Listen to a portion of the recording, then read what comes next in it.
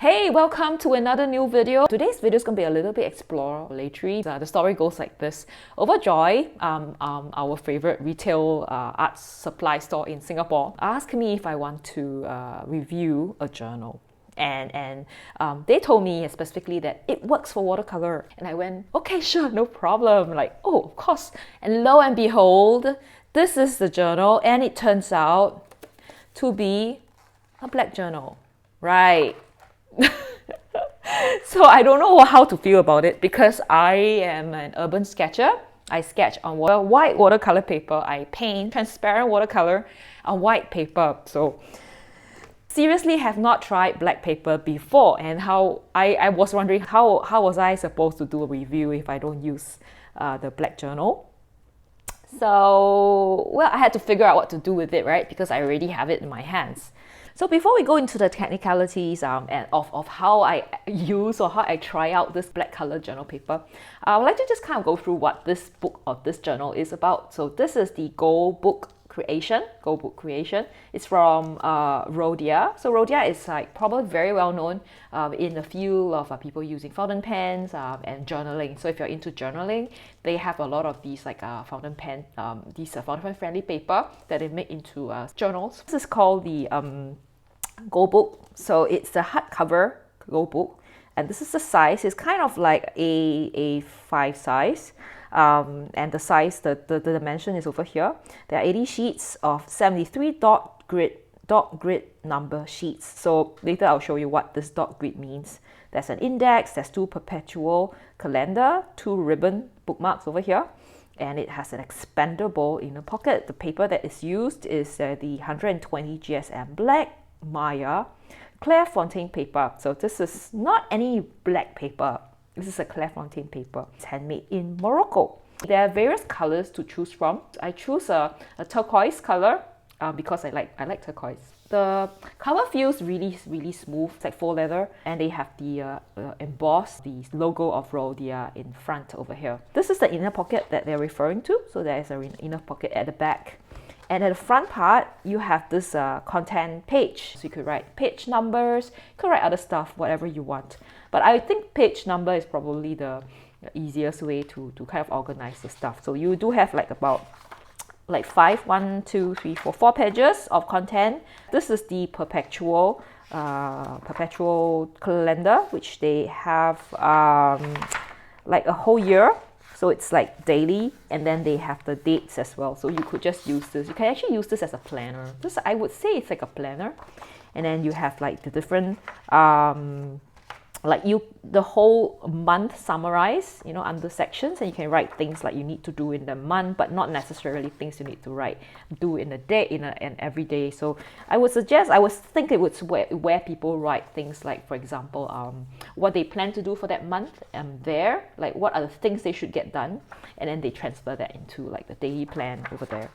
Okay, and then after that, so this one goes to like December. So I believe when they say perpetual calendar, they mean like this and then this over here. So you have like the monthly plan, and then you have the daily plan.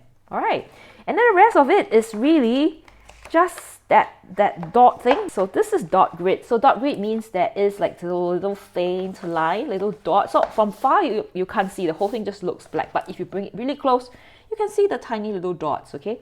So I think it's pretty useful. Like for me, I think for writing, it kind of like allows you to write very neatly. Like if your handwriting goes up or down, this is going to help you write really straight.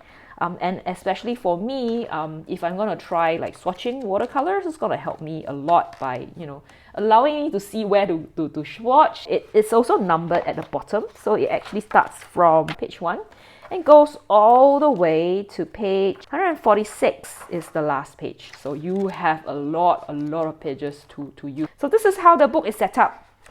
Right, and what am I going to do with this journal?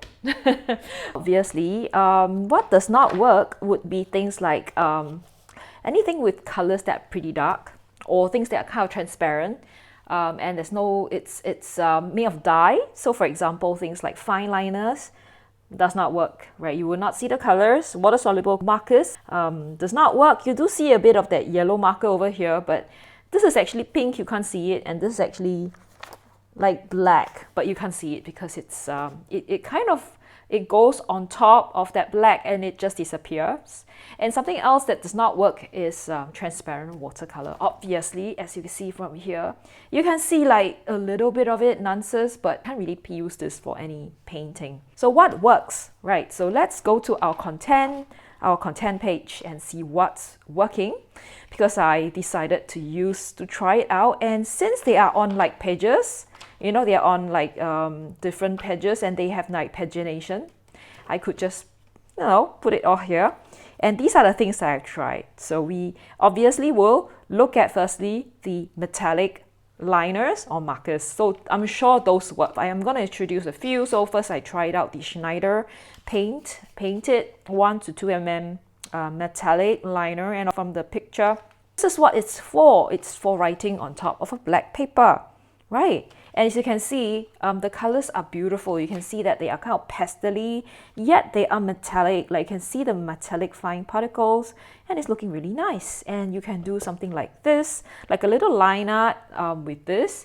This is just something that I thought like it's easy, fast and quick to do. There are 8 colors inside this set of markers. And then next, I have another 2 sets of Schneider painted markers, and this is the Schneider painted 0.8 metallic marker, and this one is different because it allows you to draw on other surface. You can see here a bottle, all right, and the colors are just so intense, so strong. So there's 2 sets here. The one set is the green, red, blue, and yellow. So this is kind of a primary set, I think, and the colors are so strong, right? As you can see over here, right? The metallic color is so strong. And then this is the other set where I think it's a little bit more elegant. And these are the colors: silver, bronze, copper, and purple, and which is what I've used on the outside. So as you can see, metallic markers like these are really good for like line works, for like mandala, right? And also things like a Zentangle. So if you have very just lines and you just want to highlight the lines in black paper, I think they look gorgeous. Beautiful colors, beautiful, very obvious. The contrast between the bright lines and the dark background makes it very dramatic, and it gives depth to these drawings, and it allows it to pop up off the page. So other than the metallic ones, what works would be like the pastels, the white markers, and stuff like that. So for example, Posca is one brand that is kind of popular, and this, I don't have the whole set, but what I have here is I only have a light blue, and it is kind of a pastel color, like a white pastel marker, and it works perfectly. And as well as the glitter markers, metallic markers, and other glitter markers, as you can see, these are what I have, that you can just buy them off the shelf. And also these white markers. So white markers, white pens do work, and you have these like blackboard markers, juice paint markers, and these white gel pens that we always use for drawing and sketching, they all work. So metallic, glitter, pastels, white gel pens, these work, okay? So let's go to another dry media. And something else that I actually try is color pencil. So color pencil is another media that kind of work. As you can see, this is the Darwin Intense, and this is the painting that a drawing that I did with just these the color pen, these pencils. And as you can see, what works are those colors that are brighter and of like they are a lighter color, more pastel colors do work. So if you do have the dark ones, as you can see, dark blues, dark purples, the blacks don't come out. So you have to look for, very important for you is to make sure that before you use them, do a swatch on the paper itself and then select those that do work. So I did use quite a lot of the whites, this blue. Most of the reds and the orange and the yellows do work, so it does not matter. So as you can see, I probably only use one blue, but I did use a few other colors and some of the greens here. So this is like a kind of a street scene, and it's like in the dark. So the black paper is really good when you are painting something or drawing something that's in the dark, like a night scene. What might work would also be things like crayons. So if you have oil pastels as well, soft pastels, they would work. As you can see here, I do have these multicolor crayons. I also have magic pencils from Koino and also the tritones. People who works with crayons would probably know, or pastel would probably know that the transfer is real, like it always happens. So that's why people use a fixative. But I think it's possible to just erase this off, if I'm not wrong. Let me try erasing. Yeah, it should come off. So erasing would come off. So I would suggest that if you are going to use this on a journal like this, you might want to just insert a little tracing paper in between, just to kind of protect the side, so that when you close it, it does not transfer to the other side. Or else you can leave this side like unused, and it's actually okay. It does not matter. Look for colors that are bright, pastel, very light. Colors that are dark don't work. Let's go to the wet media. As you've seen from here, transparent watercolor does not work. So what about opaque watercolors? So I do have some opaque watercolors over here. So these are the opaque watercolors from Supervision. I reviewed these colors quite a while back, and these are how they look. So although you can see some of these colors, but they're not that obvious, so I think they are good for like scene that is maybe like does not require very strong contrast, like you have a little bit of a haze, like something like a distance, and you don't need it to be very strong. You can actually use like opaque watercolor.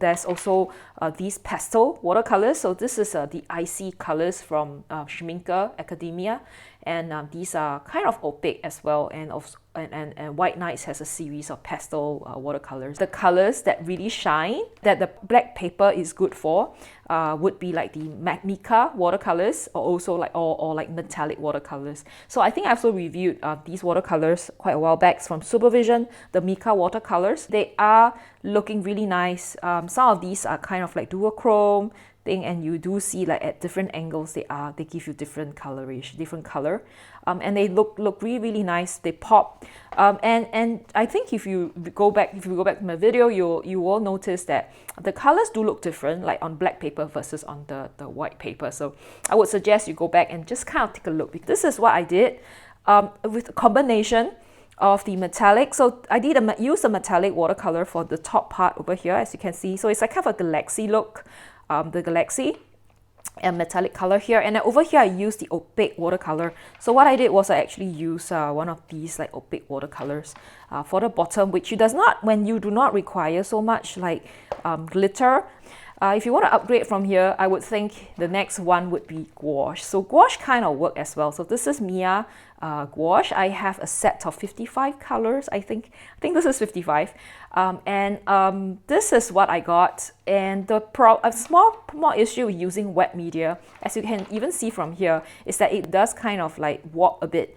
But it does not affect the other side. So as you can see, it does not affect here. If you do not like something like this, you can actually paint this and then leave the behind like unused, and then you wouldn't get to see this problem.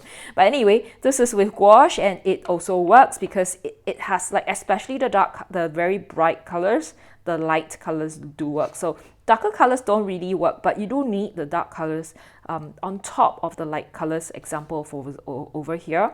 Another way to actually do it is to kind of just leave it. So for example, over here, I did leave some of these parts like empty, so that I unpainted, so the black kind of comes out. So if I were to be very careful, I would actually paint this properly, so that I don't have to use the black over the white. Another thing that works would be acrylic gouache. So this is the Hobin's acrylic gouache, and the set that I have is from Rebecca Green, and this is what I got, and I don't even need to add water, and you can see how beautiful this is, and it does cover the black very well.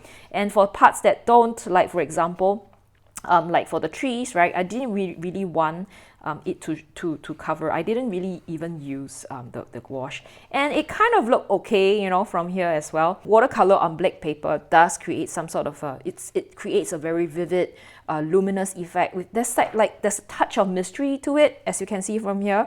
And then most of the time, the black paper does represent like the shadows, also the darkest values in the painting. So if you do have a reference photograph, you like to paint a night scene where you see most like maybe up to 50% of the painting is like black or very dark, then you might consider using black paper, because then you save time. You don't have to paint this, right? And over here, I don't think I did paint, but I mean, if you did plan it properly. You don't really need to paint things that are like dark in color. I think here as well, as you can see from here, I didn't paint anything. I didn't paint anything here. I didn't use black. So yeah, that's how you use the black paper. If you are looking to add a touch of magic and mystery to your work, this journal is probably one of the best companion for you. If you're not ready to go into like a black watercolor paper, this is something that can you see I actually managed to paint something from here. And I think by testing out all these different media, I believe I have indirectly reviewed this journal. It works for dry media, it works for wet media. So anyway, do remember that as artists, it's essential that we experiment and try and push the boundaries of what we know, of what we normally do, and of our creativity. Don't be afraid to try. You know, as you can see from here, I did try almost everything that I have. If you feel inspired to try black paper journal, yeah, feel free to just get this Rhodia, the Goalbook from Overjoyed. I will give you the link and put the link in the description box below. It's good news. I have one Rhodia Goalbook to give away. Yay! So I got this one, but Overjoyed is so nice that they gave me another one, and I think this is really nice because it's in black, black in black. Like, how cool is that, right? And how do you get this one? Because it's a book and it's heavy, I will only be able to give this to people who are based in Singapore, right? Basically, you're residing in Singapore. You can collect from me during one of the sketchwalk, urban sketching sketchwalk. I will be able to give this to you. So how do you take part? Very, very simple. So firstly, you have to like this video, subscribe to my channel, go to the comment section and write your first name, confirm that you're staying in Singapore, answer this question. Overjoyed has 2 outlets in Singapore, okay? Write down the 2 locations where they are. That's all. So be the first person to answer it correctly. This would be yours. So simple, right? If you enjoy this video, don't forget to like, to share, and to subscribe to my channel for more art adventure. And until next time, keep creating, stay inspired, and I'll see you in the next video, okay? Bye!